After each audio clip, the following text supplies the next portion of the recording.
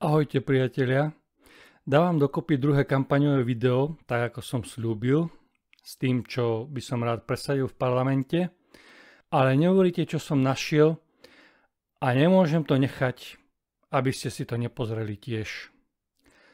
Ak bol Milan Uhrík v roku 2010 v SDKU len takým malým liberálom, tak tým, čo bol Ľuboš Blaha ešte len pred pár rokmi, v tomto videu vám budú preskakovať oči. Takého slniečkára, či liberála, či dokonca by som sa odvážil nazvať ho progresívcom, ste dávno nevideli možno ani v tom PS-ku. Však nakoniec pozrite si to video sami.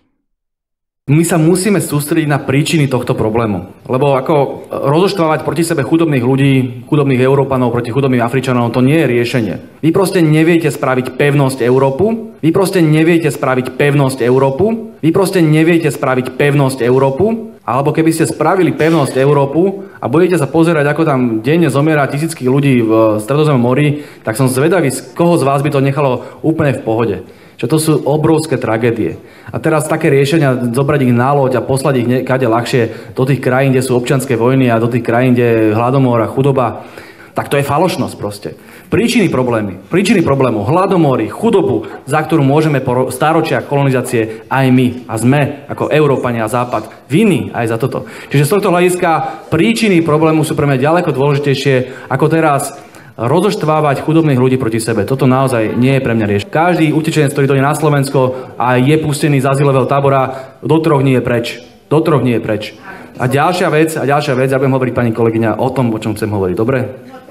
Ďalšia vec, hovoriť o Francúzoch a Nemcoch znamená, ani Britoch, znamená hovoriť, ako povedal pán Danko, znamená hovoriť aj o generáciách ľudí, ktorí sú z Afriky, z Ázie a podobne, ktorí sú francúzski občania už 300-400 rokov. Majú inú farbu pokožky, ale sú to francúzski, belgickí, britskí občania.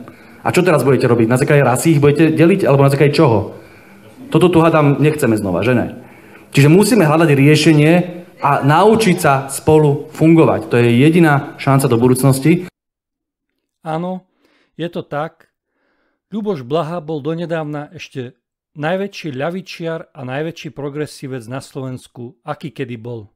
Dávno predtým, než ešte vzniklo progresívne Slovensko.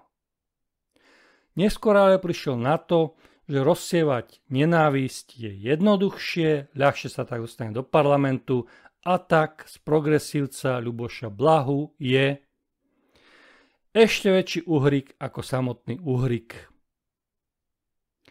A na tomto príklade najlepšie môžete vidieť, ako niektorí politici fungujú. Je im absolútne jedno, čo budú rozprávať. Podstatné je iba jediné, aby sa dostali do parlamentu za akúkoľvek cenu. Ak ste Ľubošovi Blahovi niečo uverili, tak ste sa nechali nachytať. Pozrite si to video ešte raz a dobre sa zamyslite, čo vám politici rozprávajú a čo v skutočnosti robia. Ahojte a užite si toto nádherné video Ľuboša Blahu, slniečkara a progresívca.